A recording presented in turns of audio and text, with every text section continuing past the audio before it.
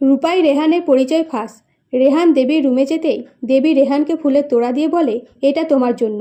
তুমি আমার বন্ধু হওয়ার পর থেকে আমি খুব ভালো আছি। আমি নিজে বাজারে যেয়ে তোমার জন্য ফুলটা এনেছি। তখন রেহান বলে, তুমি একাই বাজারে গেছিলে? ভালো খবর তো। তখন দেবী বলে, সবটা তোমার জন্য হয়েছে। আমি আমার জীবনের সমস্ত কথা তোমাকে বলবো, কিন্তু তুমি কথা দাও আমাকে ছেড়ে কখনো যাবে না। তখন রেহান বলে, তুমি সুস্থ হয়ে গেলে আমাকে যেতে হবে। আমি তো নার্স, আমার কাজ শেষ হয়ে গেলেই যেতে হবে। তখন দেবী বলে, নার্স না, আমার বন্ধু হয়ে আমার কাছে থেকে যাবে। তখন রেহান রাজি হলে দেবী রেহানকে জড়িয়ে ধরে খুশি প্রকাশ করে। সেই সময় রূপা এসে উপস্থিত হয় আর এই দৃশ্য দেখে বলে, অতুলনীয়, এসব কি চলছে? তখন দেবী রেগে বলে, তুমি আমার রুমে না জিজ্ঞেস করে ঢুকেছো কেন?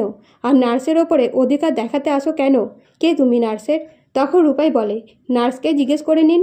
তখন রেহান রূপাইয়ের সাথে আলাদাভাবে কথা বলতে গেলে দাদু সব শুনে ফেলে, তাই বলে, তোমরা স্বামী স্ত্রী?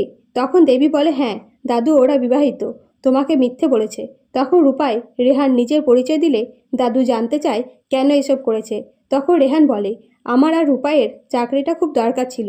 রূপাইয়ের ওপর পুরো পরিবার নির্ভর করে থাকে। তখন দাদু বলে, রূপাই কে? তোমার কটা বউ? তখন রেহান বলে, আমার একটাই বউ, মীরা, মানে রূপাই।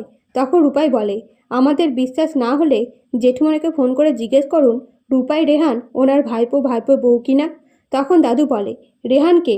তখন রেহান বলে, আমার নাম রেহান, আমরা নাম বদলে এসেছিলাম। এসব শুনে দাদু বলে, তোমরা তো মিথ্যের ভাণ্ডার খুলে বসেছ। তখন আরিয়ান পুলিশের হাতে দিতে বলে রেহানদের। দাদুও প্রথমে দিতেই যায় পুলিশের হাতে, কিন্তু শেষে রূপাইদের ছেড়ে দেয়। এরপরে রেহান এসব কাণ্ডের জন্য খুব রেগে যায় আর বলে, তোমার জন্য চাকরিটা গেল। তোমার ব্যাপারে আমি ভুল ভাবতাম রূপাই। তো বন্ধুরা, নতুন নতুন আপডেট পেতে পাশে থাকবেন। ধন্যবাদ।